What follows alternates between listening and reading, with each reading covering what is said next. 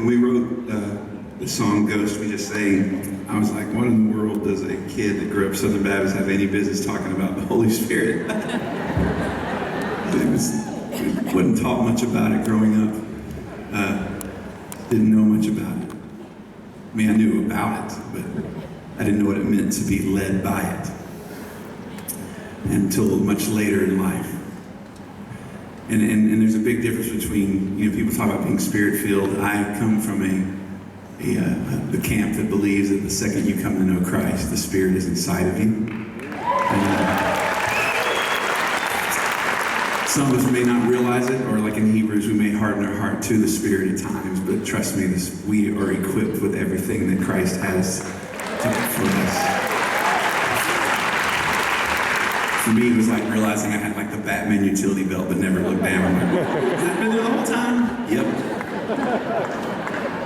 And so I kind of moved past Spirit-filled into Spirit-led. Trying to live a life, trying to hear what the Spirit has to say to me, because I've listened to the enemy way too long. Because most of my life, the enemy has been telling me that I'm disqualified. That if people knew the things I've done, I'd be kicked out of the club. And I've listened to those voices for so long, saying, man, you let the godlier people do this. You've ruined your chances. You have no right to stand on the stage and do this. And that is not the gospel.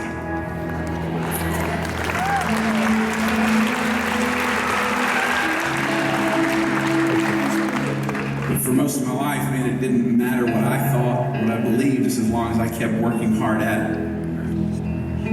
Like I said, I grew up in a little bitty church outside of Dallas, Texas, and they taught me a lot of amazing things, but legalism was alive and well, to say the least. I was taught that the cross was enough, but here's 10 more things you can do just to make sure. So, man,